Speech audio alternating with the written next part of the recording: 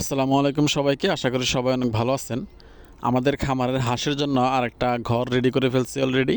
গত ভিডিওতে আমি আপনাদেরকে বলছিলাম যে আমাদের খামারের হাঁসের জন্য আরেকটা ঘর প্রয়োজন, যেখানে ওরা ভালোভাবে থাকতে পারবে, ভালোভাবে ঘুরতে পারবে এবং আলো বাতাস পাবে। তো যেই ভাবা সেই কাজ, আজকে ঘরটা অলরেডি কমপ্লিট হয়ে গেছে। তো এই ঘরটা তৈরি করতে আমাদের খুব একটা বেশি খরচ হয় নাই। আমাদের বাঁশ লাগছে, নেট লাগছে, আর কিছু দড়ি লাগছে।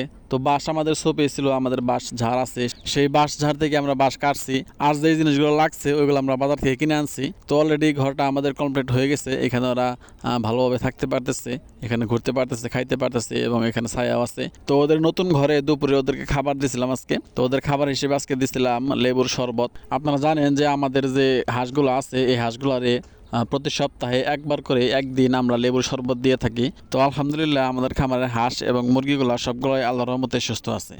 আপনারা যারা হাঁসের খামার করেন বা মুরগির খামার করেন, আপনারা চেষ্টা করবেন আপনাদের হাঁস এবং মুরগিকে সপ্তাহে একবার হলেও লেবুর শরবত দেওয়ার জন্য।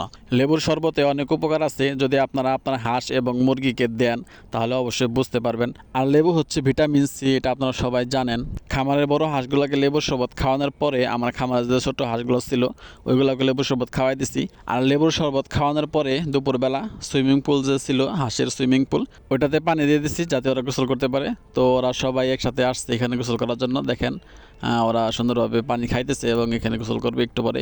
যেহেতু গত কয়েকদিনের চাইতে আজকে একটু রোদের তাপ কম, মানে তাপমাত্রাও কম, তার জন্য ওরা সুইমিং পুলের নামতে দেরি করতেছে। অন্যান্য দিন মানে পানি দেওয়ার সাথে সাথে ওরা সুইমিং পুলে নামে পড়ে, তো আজকে ওরা নামতেছে না। আর একটা কথা আপনাদেরকে বলে রাখি, আমার খামারে যে মুরগিগুলো আছে সেই মুরগিগুলোর মধ্যে মুরগির যে বাচ্চাগুলো আছে, দেশি মুরগির বাচ্চা, সেই দেশি মুরগির বাচ্চার মধ্যে কিছু সমস্যা হয়েছে। সমস্যাটা হইতেছে আমাদের দেশি মুরগির শরীরে হেন্দুরা পোক হয়েছে, মানে লাল লাল পোকাগুলা, সেই পোকাগুলা হয়েছে। তো আশা করতেছি এই পোকাগুলো উঠে যাবে। তো সবাইকে অসংখ্য ধন্যবাদ যারা কষ্ট করে আমার ভিডিওটা দেখলেন। সবাই ভালো থাকবেন। আসসালামু আলাইকুম ওয়া রাহমাতুল্লাহ।